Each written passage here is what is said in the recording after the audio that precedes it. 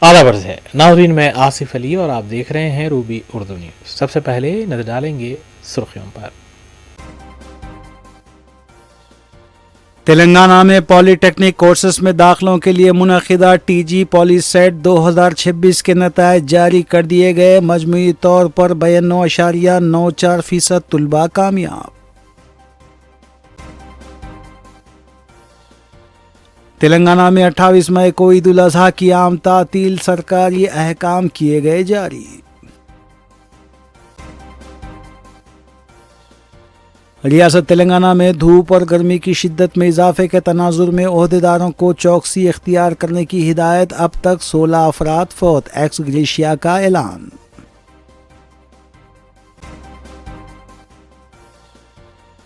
یادگیری گٹا سری لکشمی نرسمہا سوامی مندر کے لیے 99.55 کروڑ روپے کے ترقیاتی کاموں کا وزیر اعلیٰ ریونت ریڈی کے ہاتھوں رکھا گیا سنگ بنیاد۔ حیدرآباد شانتی نگر میں ایڈوکیٹ کا منصوبہ بند قتل، ایسی یو وی گاڑی کی مبینہ ٹکر نے ایڈوکیٹ خواجہ معیز الدین کو اڑا دیا، متعلقہ پولیس مصروف تحقیقات۔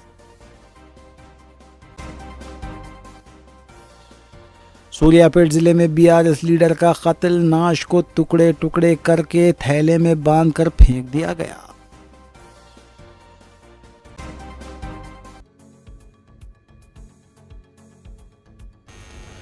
دیکھتے ہیں خبروں کی تفصیل۔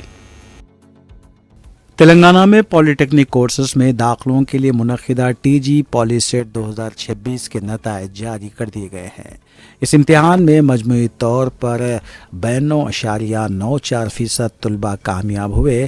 لڑکوں کا کامیابی کا تناسب 79.92%، جبکہ لڑکیوں کا 86.38% رہا۔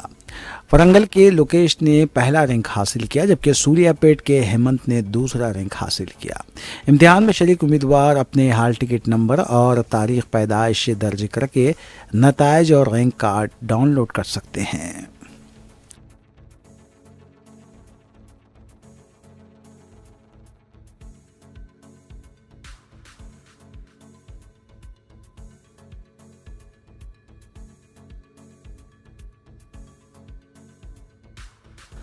تلنگانہ حکومت نے عید الاضحیٰ کی تعطیل میں تبدیلی کر دی ہے۔ پہلے جاری شدہ کیلنڈر کے مطابق 27 میں بروز چہارشنبہ مقرر تعطیل کو تبدیل کر کے اب 28 میں بروز جمعرات کو عید الاضحیٰ کی سرکاری چھٹی دینے کا اعلان کیا گیا ہے۔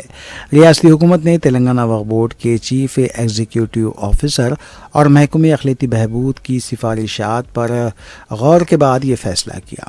اس سلسلے میں چیف سیکرٹری کے راما کرشنا راؤ کے نام سے سرکاری احکامات جاری کیے گئے ہیں۔ حکومت نے 28 مئی کو عام تعطیل قرار دی ہے۔ حکام کے مطابق یہ تبدیلی ریاست کے تمام سرکاری دفاتر، تعلیمی اداروں اور بینکوں پر لاگو ہوگی۔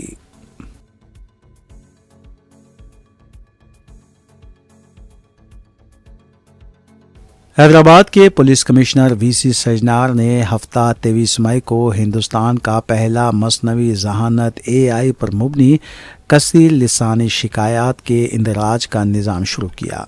AI کاپی رائٹر کے نام سے اس ایپ کا افتتاح حیدرآباد کے بنجارہلز میں مربوط کمانڈ اینڈ کنٹرول سینٹر میں کیا گیا۔ کمشنر پولیس کے مطابق یہ ایپ اس بات کو یقینی بنانے کے لیے شروع کی گئی ہے کہ پولیس اسٹیشن سے رجوع ہونے والے متاثرین کو زبان کی رکاوٹوں کا سامنا نہ کرنا پڑے اور ان کی شکایات کی تیز اور درست ریکارڈنگ کی سہولت فراہم کی جائے۔ کمشنر پولیس وی سی سجنار نے کہا کہ یہ ملک میں اپنی نوعیت کی پہلی ایپ بھی ہے۔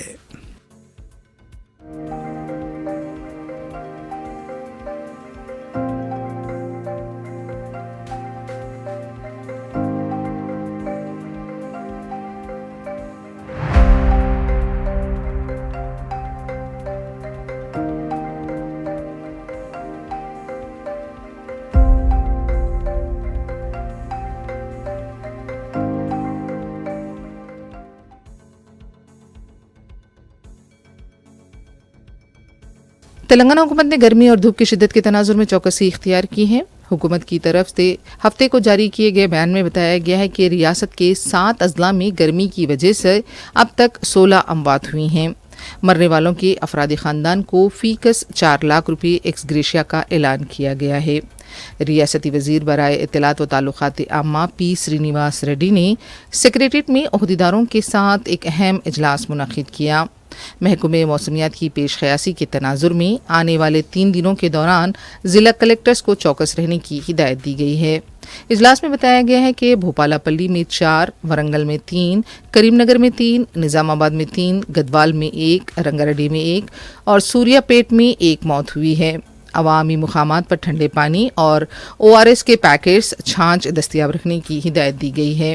سوشل میڈیا کے ذریعے عوام میں شعور بیداری کرنے کی ہدایت دی گئی ہے۔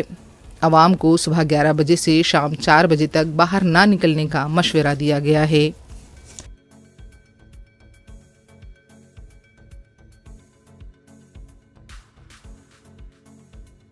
چیف منسٹر ریونت ریڈی نے یادگیری گٹا سری لکشمی نرسمہا سوامی مندر کے لیے 99.55 کروڑ روپے کے ترقیاتی کاموں کا سنگ بنیاد رکھا۔ 43.80 کروڑ کی لاگت سے تعمیر ہونے والی ویدیہ شالا کا 9.87 کروڑ روپے کی لاگت سے پہاڑی کی چوٹی پر لارڈز نیتا کلیانہ منڈپم، 1.41 کروڑ روپے کی لاگت سے ونگتھا دوارم سے پہاڑی چوٹی تک سیڑھی کے اوپر چھت کی تعمیر، 1.35 کروڑ روپے کی لاگت سے رتھ شالا کے قریب مڈاویدھاز کی طرف سیڑھیوں کی تعمیر، 43.12 کروڑ روپے کی لاگت سے دیکشا شروع کرنے والے عقیدت مندوں کے لیے ہاسٹل، ہال اور رہائش کی سہولتوں کی تعمیر کا سنگ بنیاد بھی رکھا گیا۔ اس موقع پر ریاستی وزراء کومٹ ریڈی وینکٹ ریڈی، کونڈا سریکھا، اے لکشمن، کونسل کے صدر نشین جی سکھیندر ریڈی، رکن پارلیمنٹ سی کرن کمار ریڈی، حکومت کے مشیر نریندر ریڈی کے علاوہ مختلف محکمہ جات کے عہدیدار بھی موجود تھے۔ ध्रुवं देवो बृहस्पतिः ध्रुवन्त इन्द्रश्चाग्निश्च राष्ट्रं धारयतां ध्रुवम् पर्वत इवाविचाचलिते అద్భుతమైన దృశ్యం ఆవిష్కరించబడింది। యాదగిరి గుట్ట దేవస్థానంలో నిర్మాణాలు, అదనపు సౌకర్యాలను ఆవిష్కరించిన ముఖ్యమంత్రి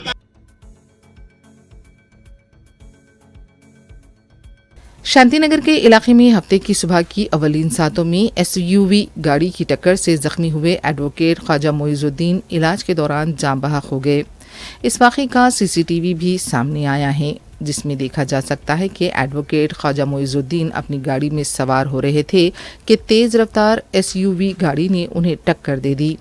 اس واقعے کو دیکھ کر یہ کہا جا سکتا ہے کہ جان بوجھ کر ایڈوکیٹ کو ٹکر دی گئی۔ زخمی حالت میں ایڈوکیٹ خواجہ معیز الدین کو ہاسپٹل لے جایا گیا، لیکن وہ جاں بر نہ ہو سکے۔ اس واقعے کی اطلاع عام ہوتے ہی وکلا برادری کی طرف سے بھی شدید برہمی کا اظہار کیا گیا۔ بتایا جا رہا ہے کہ ایڈوکیٹ معیز الدین ملک پیٹ کے ایک وقف اراضی کے کیس کی پیروی کر رہے تھے۔ اس معاملے کی مختلف زاویوں سے تحقیقات کی جا رہی ہیں۔ DCP رکشیتا مورتی نے بھی مقام واقعے کا معائنہ کیا۔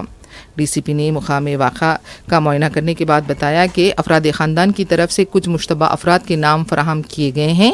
اس سلسلے میں تحقیقات کی جا رہی ہیں۔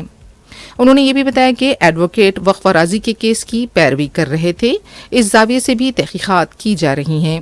انہوں نے بتایا کہ حملہ آوروں کی تلاش کے لیے خصوصی ٹیمیں تشکیل دی گئی ہیں۔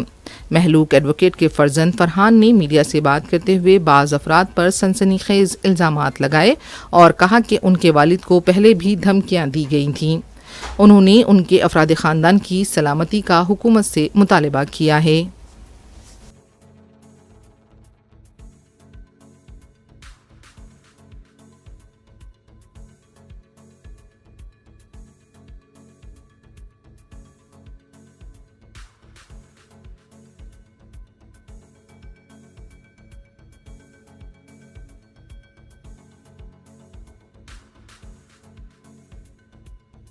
So this is an issue in respect of two prime accused, Mujahid Alam Khan and Mehboob Alam Khan, against whom my father has been fighting cases. They are Waqf grabbers and Waqf encroachers. Anwarul Ulum Waqf, Mumtaz Yarudullah Waqf of Malakpet, Anwarul Ulum Waqf at Mallepalli, and Aiza, Madrasa Aiza, which college he constructed on the name of his grandfather, Nawab Shah Alam Khan Engineering College. These three are Waqf institutions he grabbed all these three, Mujahid Alam Khan. So my father was fighting against that privatization. It is public property, should be used for public benefit, for minority benefit or whatever downtrodden. They formed private trust, their family members are managing it, and they grabbed that work property by managing work board, by removing the records from there. So my father was fighting against them. This is the sixth attack on him, and unfortunately which proved to be fatal. Earlier also 5 different times attack had happened. He was attacked at his office in Gun Foundry, at his in early morning once. 3 years back also similar attack happened outside masjid at early hours of Fajr prayer, morning prayers. And then subsequently also threat calls were given to him and others also. And he had been given, he had been relaying messages through mediator saying that हट जाओ वक्त की properties हट जाओ, 2 करोड़ देते, 10 करोड़ देते, Dubai चले जाओ, बाहर चले जाओ, हैदराबाद छोड़ के चले जाओ, नहीं तो we will see what we can do, you can see बोल के threats. Mujahid Alam Khan personally also came and met me 6 months back at my office. He came and met me. He threatened me. He personally came at my office at Himayat Nagar. He met me and threatened me saying that मैं last warning दे रहा हूँ, आगे कुछ भी हो रहा तो मेरे को नहीं मालूम, मेरे को नहीं बोलना. He personally came at my Himayat Nagar office and he met me and he told that समझाओ बाबा को, समझाओ father को, समझाओ. So Mujahid Alam Khan, like Anwarul Ulum Waqf which is there, they have converted to society. Mehboob Alam Khan also, they are Waqf grabbers, Waqf encroachers. They have taken the Waqf property of Muslims and they privatized it. So my father was fighting against it. So that is how it has happened. And I have faith in the police and also the judiciary. So many senior counsels and members of the bar have come out in support of my father and in my support also. Absolutely, as they have said, there is a threat to me and my family also. Now that they have killed my father, they murdered and martyred my father while he was protecting the property. So I absolutely apprehend that there is threat. If in case anything happens to me or to my mother or my sister or my brother-in-law, I am saying across media that prime accused and responsible will be Mujahid Alam Khan and his father Mehboob Alam Khan. Father and son will be responsible. Madam Hindi में बोले. आज Nampally PS limits में Masab tank area में एक दुर्घटना हुई सुबह में. एक पहले हमने एक attempt to murder case register किया. एक एडवोकेट मोहम्मद काजुद्दीन पे अटेम्प्ट टू मर्डर केस हुआ जब वो कार के अंदर उनके कार के अंदर जा रहे थे. देन अचानक एक vehicle, unknown vehicle, number plate नहीं था उसके ऊपर, उनको हिट किया. बट वो तुरंत कुछ घंटों के बाद ही was no more. So we have registered a murder case. उसके बेटे ने कंप्लेंट दिया है. So on that we are going to investigate. हमें 4-5 टीम्स ऑलरेडी फॉर्म किया है. एन रूट जो आने का रूट और बाहर जाने का रूट में जो CCTVs है वो चेक करेंगे. एंड जो भी सस्पिशियस है फैमिली किसी और के ऊपर वो भी वेरीफाई करेंगे. एक्सप्लेन दिया है, जो नेम्स दिया है वो सस्पिशियस रूप में है. हम जब वेरीफाई कर रहे हैं वो पूरा जब पता चलेगा then only I will be able to tell.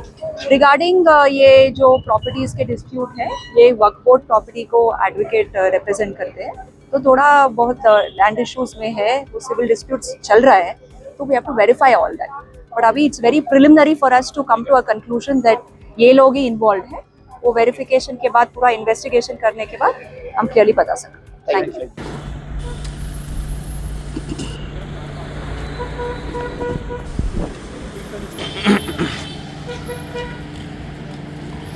तुम क्या करते यार, भीड़ बनाते.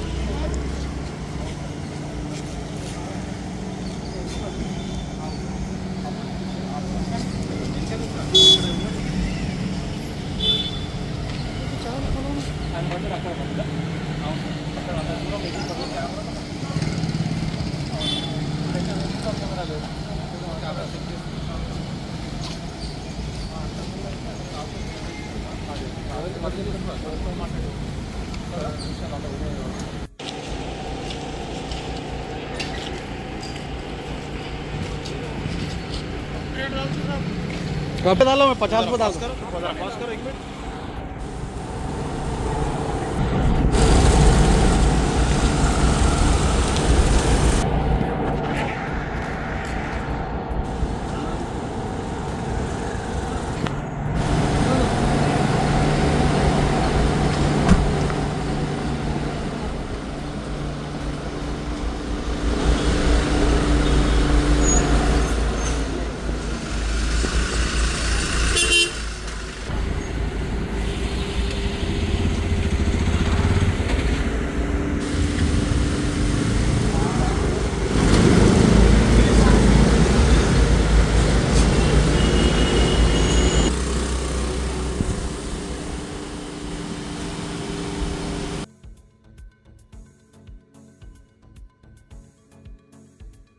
صدر کل ہند مجلس اتحاد المسلمین رکن پارلیمان حیدرآباد بیرسٹر اسد الدین اویسی نے شانتی نگر میں ہوئے ایڈوکیٹ کے قتل کی سخت الفاظ میں مذمت کی ہے۔ انہوں نے مقتول ایڈوکیٹ کے مکان پہنچ کر لواحقین کو پرسا دیا۔ اس موقع پر مجلسی رکن اسمبلی نامپلی محمد ماجد حسین اور مجلسی سابقہ کارپوریٹرز بھی موجود تھے۔ واضح ہے کہ ماساب ٹینک علاقے میں ٹکر دے کر سینئر وکیل خواجہ معیز الدین کو قتل کر دیا گیا۔ یہ واقعہ ہفتے کے روز پیش آیا جبکہ سینئر وکیل اپنے گھر سے باہر نکلے اور اپنی گاڑی کی ڈرائیونگ سیٹ پر بیٹھنے والے تھے کہ اسی دوران ایک ASUV تیز رفتاری سے آئی اور انہیں ٹکر دے دی۔ ٹکر اتنی شدید تھی کہ وہ ہوا میں اچھل کر سڑک پر چند میٹر دور جا گرے۔ انہیں شدید چوٹیں آئیں اور فوری طور پر ہاسپٹل منتقل کیا گیا جہاں وہ زخموں سے جان بر نہ ہو سکے۔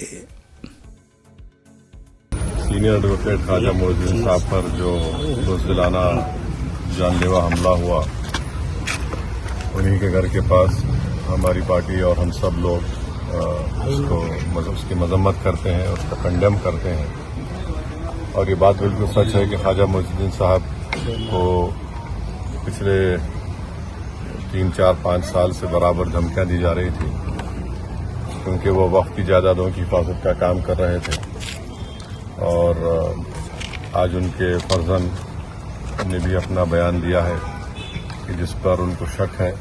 میں نے بھی پولیس کے اعلیٰ عہدیداروں سے بات کی ہے اور ہم نے ان سے ڈیمانڈ کیا ہے کہ یہ جو آج بزدلانہ قاتلانہ حملہ جو ہوا جس میں خواجہ معیز الدین صاحب کی آج جان چلے گئی، یہ قتل ہے اور یقیناً ایک بہت بڑی سازش کی گئی ان کو ختم کرنے کے لیے، کیونکہ جنہوں نے بھی یہ ان کی جان لی ہے ان کا مقصد ایک ہی تھا کہ خواجہ معیز الدین صاحب کو مارنا تاکہ وہ جو کام کر رہے تھے اس میں ان کو روکنا۔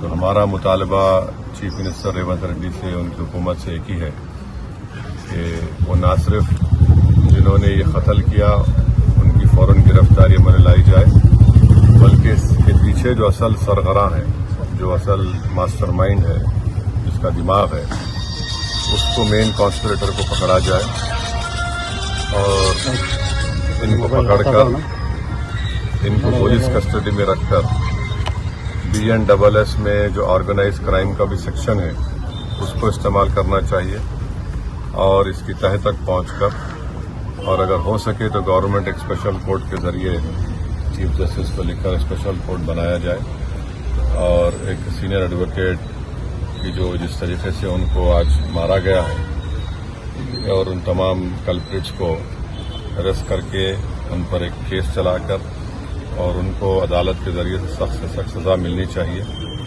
اور دوسرا، ہم چیف منسٹر اور ان کی گورنمنٹ سے یہ بھی ڈیمانڈ کرتے ہیں کہ ان کے بیٹے کو، ان کے سن کو، ان کی فیملی کو سیکورٹی ملے، کیونکہ یہ لوگ جو حرکت کیے ہیں وہ کچھ بھی کر سکتے ہیں، تو اس لیے بہت ضروری ہے کہ گورنمنٹ فوراً ایکشن میں آئے۔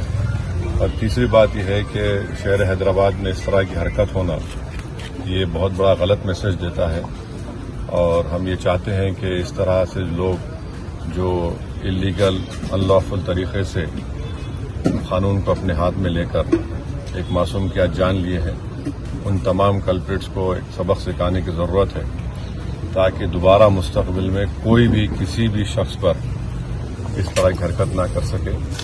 اور ہماری پارٹی جا کر ہم DGP صاحب سے بھی اور کمشنر پولیس سے ملیں گے اور ان سے بھی ہم یہ ڈیمانڈ کریں گے جو بات آپ کے سامنے رکھیں۔ سر، ان کو فیملی والے آنا چاہیے، بالکل پروب کرنا چاہیے، اور کیونکہ وہ وکٹم ہے اور انہوں نے اپنے فیملی نے اپنے بیٹے کو، اپنے ہسبینڈ کو اور ایک نوجوان بیٹے نے اپنے باپ کو کھویا ہے، تو یہ بہت ضروری ہے کہ امپارشل اسپیڈی انکوائری ہو۔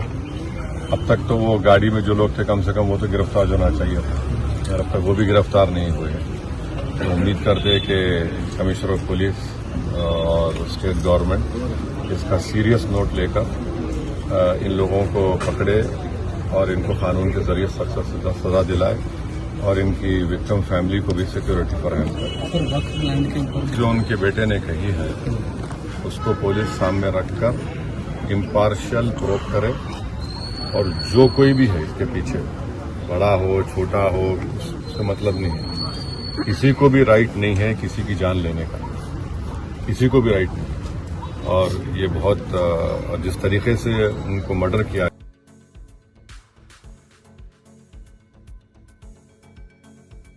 مدینہ بلڈنگ پترگٹی روڈ پر واقع ایس وائی جے کمپلیکس کے احاطے میں 2 دن کے دوران آگ لگنے کا ایک اور واقعہ پیش آیا. بتایا گیا ہے کہ کمپلیکس کے احاطے میں موجود ٹرانسفارمر میں آگ لگ گئی. آگ اتنی شدید تھی کہ متصلہ دکانوں کو بھی نقصان پہنچا. مقامی تاجرین نے بتایا کہ 2 دن قبل لگی آگ کی وجہ سے ان کا کاروبار بند ہے. برقی کی سربراہی میں خلل دیکھا جا رہا ہے. عید کے موقع پر کاروبار ٹھپ ہو کر رہ گیا ہے. اب ایک اور آگ لگنے کے واقعے سے اور بھی مشکلات کا سامنا ہے. اطلاع ملتے ہی رکن اسمبلی میر ذوالفقار علی مقام واقعہ پہنچ گئے. 2 فائر انجنز نے مقام واقعہ پہنچ کر آگ پر قابو پایا. رکن اسمبلی نے کہا کہ برقی کے اعلیٰ حکام سے رابطہ کیا گیا ہے. فوری طور پر مرمتی کاموں کو مکمل کیا جانا چاہیے. عید کے سامنے تاجرین پریشان ہیں, ان کا کاروبار متاثر ہو رہا ہے. آج رات 11:15 بجے ایس وائی جے کمپلیکس میں اینا گلی کا ٹرانسفارمر ہے, جس میں آگ لگنے سے پورا ٹرانسفارمر جل گیا اور بازو کے جو دکانے تھے وہ جلے. جیسے اطلاع ملی رسول بلّہ اللہ بارش واسوں کے لوگ سب کو بتایا انہوں نے فوراً مجھ سے کہا کہ فائر بریگیڈ کو بلانے کے لیے فائر بریگیڈ کو میں نے بلایا. آگ پہ قابو پا لیا گیا, لیکن یہ 2 دن میں وہیں ایس وائی جے کمپلیکس میں دوسری آگ ہے. 2 دن پہلے بہت بڑا حادثہ ہوا, جس کی وجہ سے یہاں کے پورے دکانیں بند ہیں. مغرب کا وقت ہے, ہم نے الیکٹریسٹی ڈپارٹمنٹ کو بتایا, اس کے باوجود ابھی تک یہاں پر کام نہیں ہوا. کہ مغرب سے پہلے دکانیں بند ہیں, تو بیچارے یہ لوگ اپنا کاروبار کیسا کریں گے, پورا کاروبار بند ہے. میں ایم ڈی الیکٹریسٹی ڈپارٹمنٹ سے کہتا ہوں امیڈیٹ یہاں پر آ کے پلیٹ چالو کرنے کا کام کریں.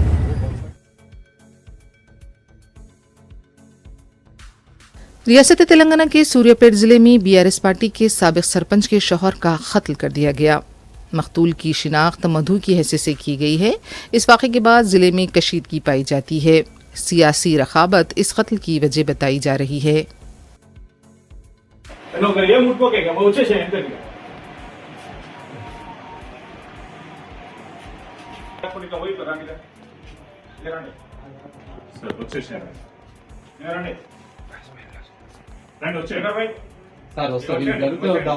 ఎందుకంటే మేము అది కలెక్షన్ ఉంటుంది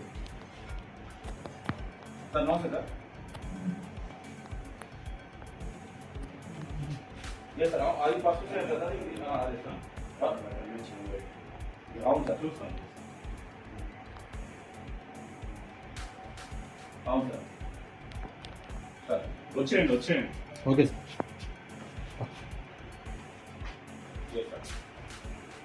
నేను చెప్తాను సార్. ఫస్ట్ ఏం చేస్తుందంటే పేషెంట్ కాడికి పోయి అక్కడ సీన్ రాసుకున్న తర్వాత డెడ్ బాడీ పంపిస్తాం. వస్తూ మళ్ళీ సెకండ్ సీన్ వేసుకొని అక్కడ ఆ బైక్ అక్కడ కూడా బైక్ తీసుకొని ఆ బైక్ కూడా రాసుకున్నాం అక్కడ మంచి నా బైక్ ఉన్నట్టు.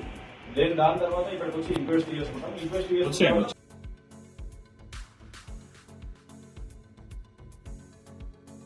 تلنگانہ کے ضلع سوریہ پیٹ میں سنسنی خیز واردات پیش آئی, جہاں سابق سرپنچ اور بی آر ایس لیڈر سی مدھو کو نامعلوم افراد نے بے دردی سے قتل کر دیا.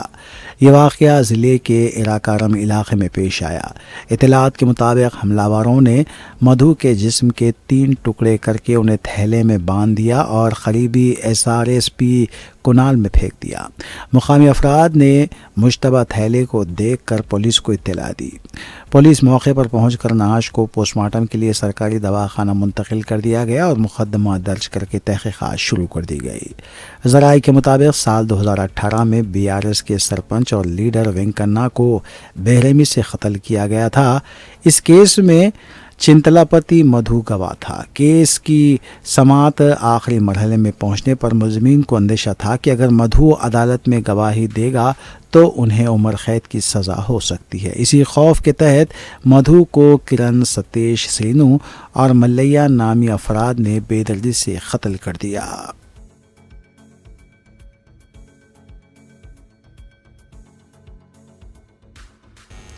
आखिर में देखते हैं सुर्खियां एक बार फिर। तेलंगाना में पॉलीटेक्निक कोर्सेस में दाखिलों के लिए मुनक़िदा टीजी पॉली सेट 2026 के नताइज जारी कर दिए गए। मजमूई तौर पर 92.94% तुलबा कामयाब। तेलंगाना में 28 मई को ईद उल अज़हा की आम तातील, सरकारी अहकाम किए गए जारी। रियासत तेलंगाना में धूप और गर्मी की शिद्दत में इजाफे के तनाजुर में ओहदेदारों को चौकसी इख्तियार करने की हिदायत। अब तक 16 अफराद फौत, एक्स ग्रेशिया का ऐलान।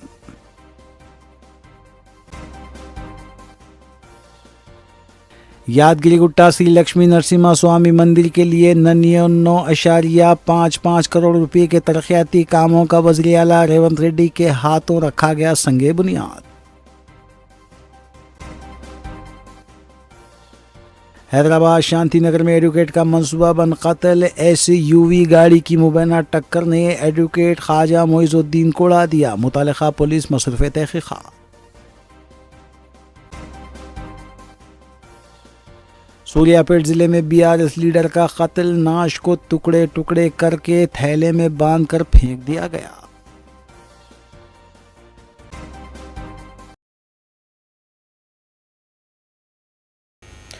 इसी के साथ रूबी न्यूज़ यहीं अख्तिताम पजीर होती हैं। रियासती, कौमी और बैनुल-अक़वामी खबरों के लिए देखते रहिए रूबी न्यूज़।